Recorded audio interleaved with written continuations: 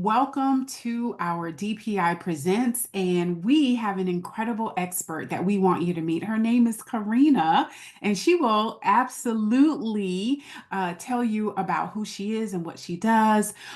So, Kerrina, I'm going to turn the mic to you. Tell us a little bit about who you are, the name of your company, and what you do. Of course. Thank you, Roslyn, for having me. I'm excited just to be here. This is great. So, I'm Kerrina O'Connor, the founder and CEO of KAKE Financial, and we help millennial business who have tax problems have go from tax mess to tax less.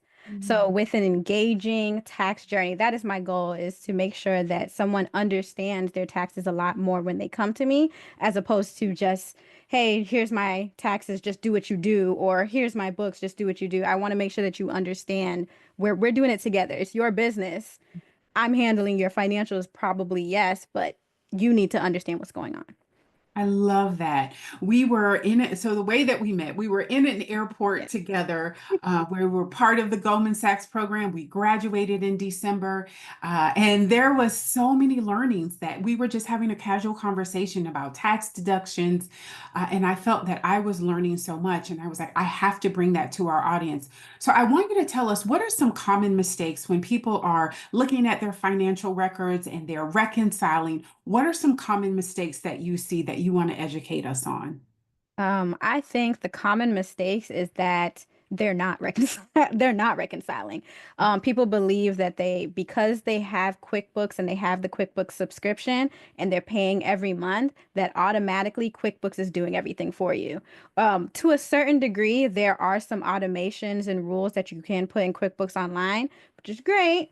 But there needs to be somebody to do a deep dive, because QuickBooks is just a system. It is just a tool. Like, back in, I think it was high school, I had to get a TI 89 calculator. They forced me to get that calculator, I think for like graphing and things of that nature. But if you don't know how to use that calculator, you will not get the results. So if you do not know how to use QuickBooks fully, you will not get the results. So I think that is the common mistake I see. I absolutely agree because I know so many business owners feel that they know what is happening financially in their business. I have QuickBooks, but just having QuickBooks online does not guarantee you that you are managing finances in a way that is keeping profit in your business. So Mhm. tell us, how important is a chart of accounts? I remember my first ding, if you will, with my accountant. A few years back was that I had my chart of accounts, but it was not done in a way that was comprehensive, that really spoke to my business. I just kind of relied on the default chart of accounts. Mhm. But tell us, how important are the chart of accounts? Very important. And chart of accounts is just a list of all of your either your deductions, expenses, any transactions that are happening, like where they are categorized to. So if you have a bank account, for example, right? Say you have Chase, just because that's what I'm thinking about right now. Say you have Chase and your chart of accounts just says Chase, but you have two accounts. You have a checking and a savings. You need to know and be specific and say Chase checking, like us in accounting, we Chase checking ending in 1234. Like, you know what I'm saying? So that you know exactly which bank this amount is and how much is left in that bank at the end of the year, quarter, etc. As well as you need to be specific for your business. So a medical business is going to be different from a retail business. You may not, your business may not even have inventory and things of that nature. So you don't need that on your chart of accounts. It makes no sense. Like, there's no inventory being had. But if you do, then you would need to make sure that that specific description is on chart of accounts.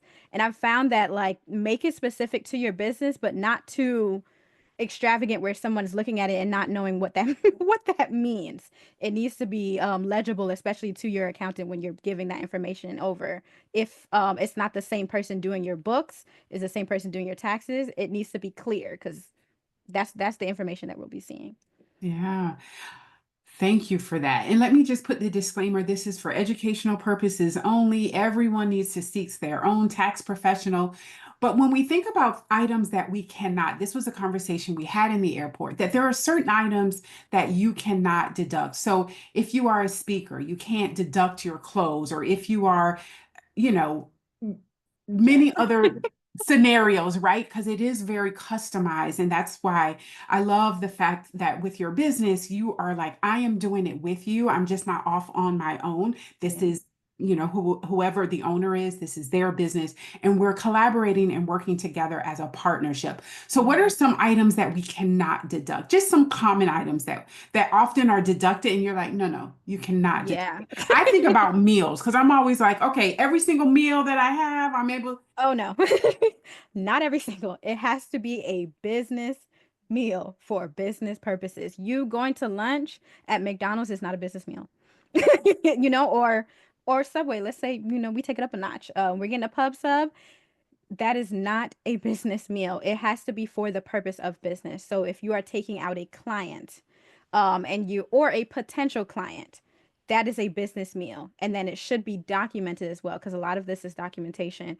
On your receipt, I would suggest, because the receipt already has the date, the information, the amount, I would suggest on the back or whatever, write who you spoke to, what you spoke about, so that you can, and then scan it. Adobe Scan, it's free. Scan it front and back and have that as documentation for meals. So you cannot just, the only time you can have meals fully deducted for you just eating, if it's a travel meal. So you're traveling for business. All of those meals while you are at that business event is deductible. But on a normal day-to-day basis, you eating lunch, dinner is not a business meal. It has to be for business. I love that. Thank you. Yes. So that's why it's so important to be able to make sure that you're talking with your tax professional because there are items that you can deduct. But on the flip side of that, I mean, there are items that cannot be deducted. On the flip side of that, there are items that can be Yes. deducted that are often overlooked. Give us some examples of those.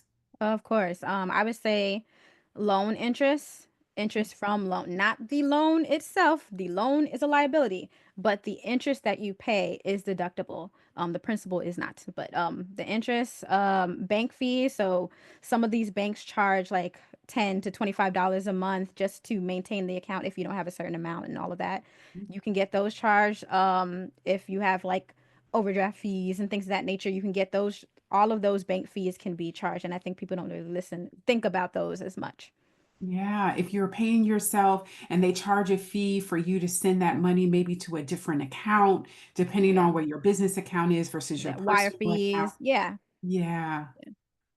All right, so here is another question that I have for you. What is the best way to organize ourselves? I love how you said a lot of, tax time is really about this documentation. If you do it every single month, every single week, depending on how many transactions are flowing in and out of your business, Mhm. it's so easy to have that documentation because we think like we file with the IRS, it's done, but really that documentation is incredibly important. So, what is the best way to organize ourselves? Kind of like outside of QuickBooks, because we know that QuickBooks is a tool to help us to be Yeah. organized monthly. But outside of that, what should we be holding on to? How do we Mhm. organize ourselves? Help Oh, us, that makes sense. Kerrina. Of course. So I would go back again to Adobe Scan, because a lot of it is receipts, invoices, or whatever. Have a folder taxes, or for that year that you know that you're going to be giving over to your tax professional. So if the person doing your books is different from the tax professional, have your, at the end of the year, or probably beginning of the year, have your Mhm. P&L and balance sheet sent over to your tax professional, but also keep that record in a folder for yourself. Like, I prefer online, but I know some people like paper. If that's what floats your boat, great. Same thing with the receipts. I don't recommend them in paper, because after a while the ink starts to rub and things of that nature. So scan it. Scan.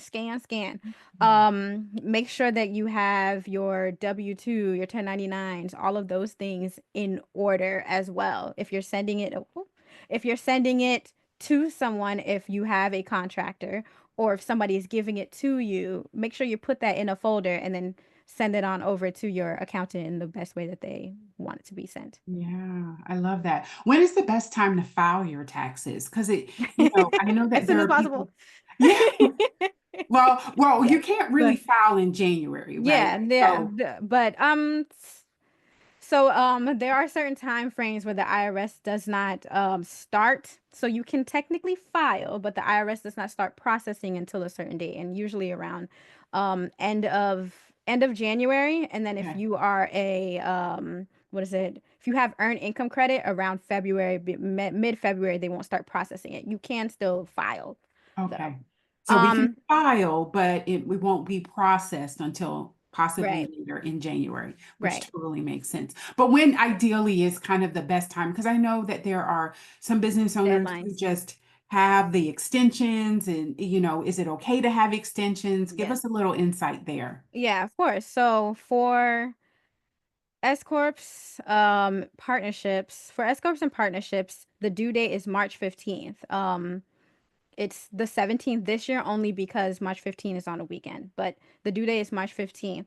So I would say either get your documentation in before that or have a conversation with your tax professional letting you know, hey, I need an extension because I need more time.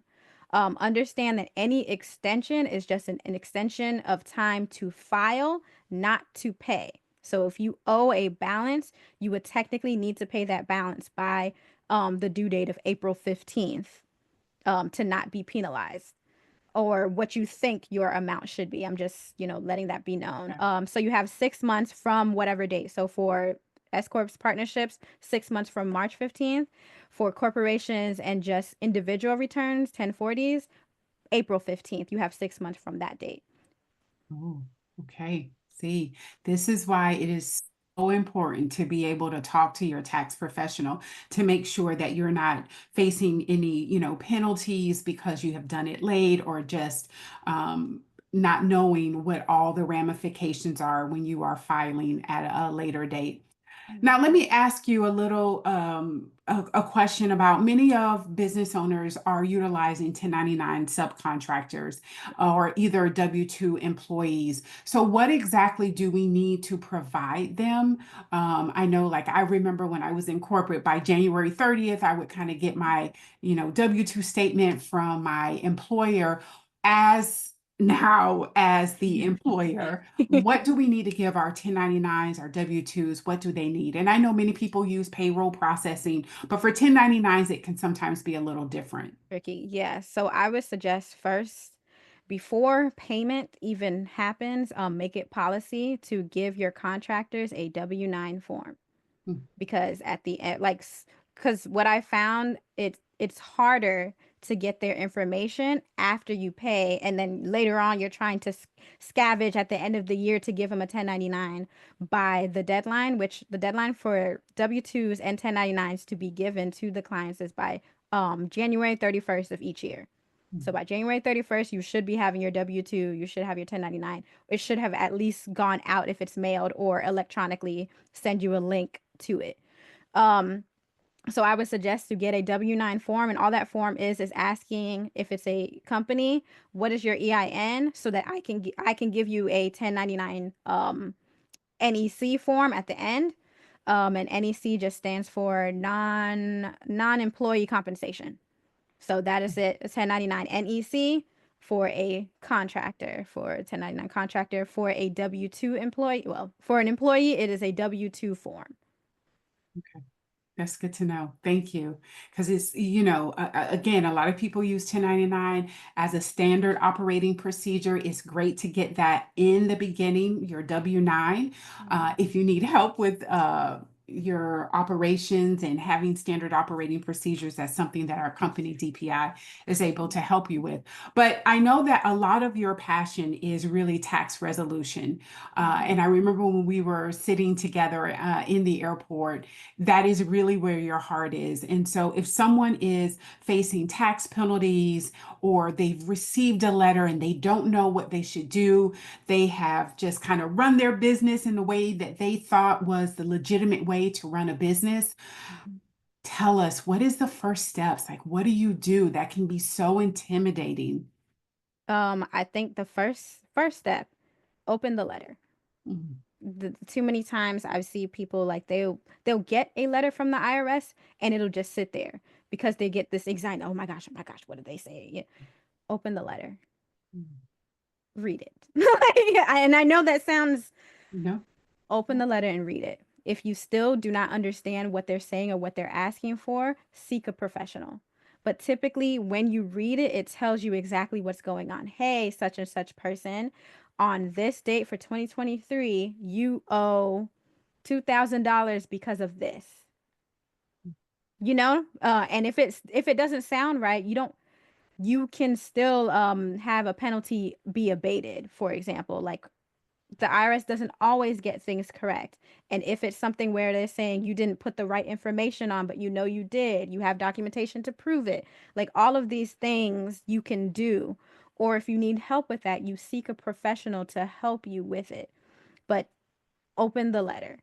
Breathe in, breathe out. Because what happens is if you don't open it and you ignore it, you'll get another letter and another letter. And you know what I'm saying? And it keeps piling on and you can get levied, wages garnished, like eventually, um, things of that nature that you do not want to have.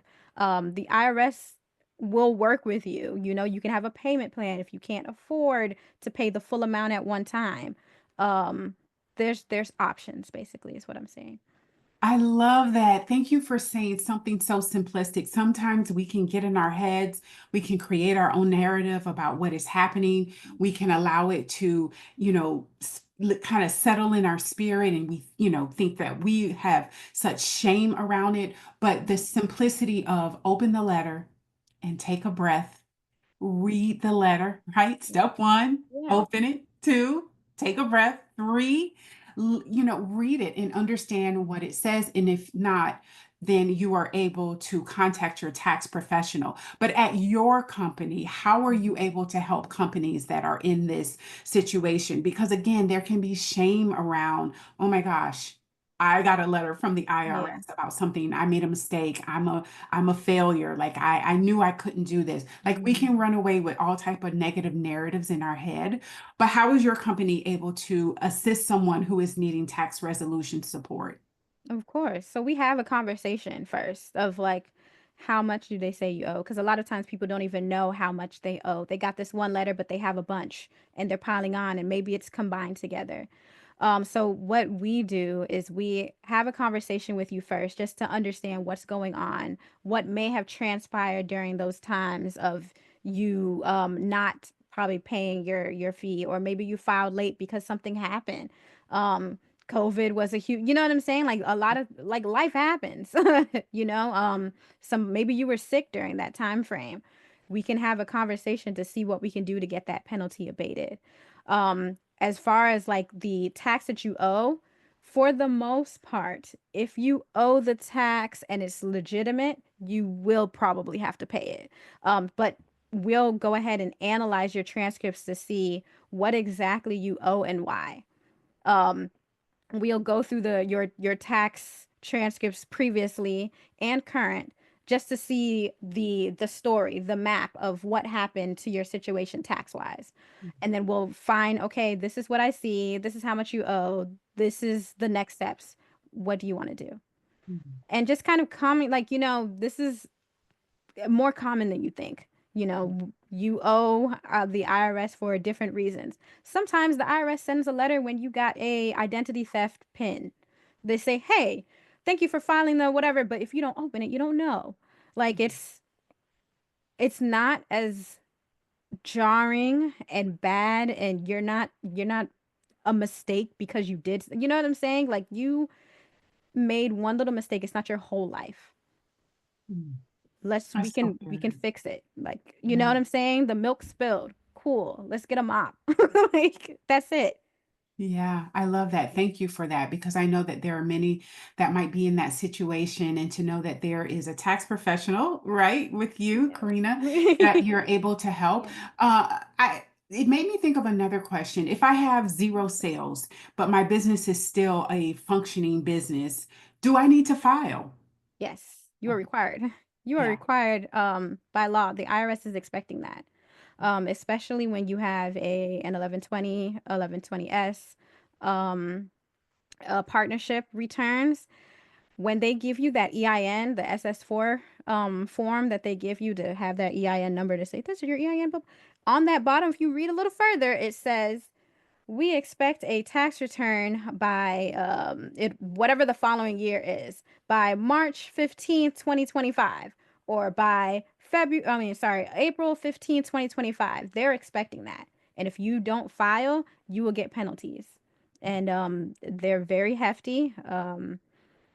I don't know the exact amount, but over $200 per partner or shareholder if you have an S corp per month that you are late up until about 12 months. So Make sure that you file, make even sure if there were zero sales and you're even if like, it's ah, make sure that you file, or either, dissolve that business, like get rid of the yes, but you still have to file a final return if you resolve that business. You have to say and write, like, well, not write, but there's a section where you check that this is the final return. That's it. Now you've dissolved it. Okay. Wow, this was such great information. Kerrina, tell us, how do we stay in touch with you? How can we find you on social media? How can we find you? I know that you really target millennials, and I understand why, but also, like, what is your website? Let us know. Of course. So my website is Cake with a K. So Cake KAKE Financial.com. I have a link tree that's, Linktree/cake, and it has all the links. Instagram, also Cake Financial. I got a Facebook too recently. So Cake Financial, LinkedIn, Cake Financial, and I also have my personal LinkedIn, Kerrina O'Connor, Kerrina with a K as well.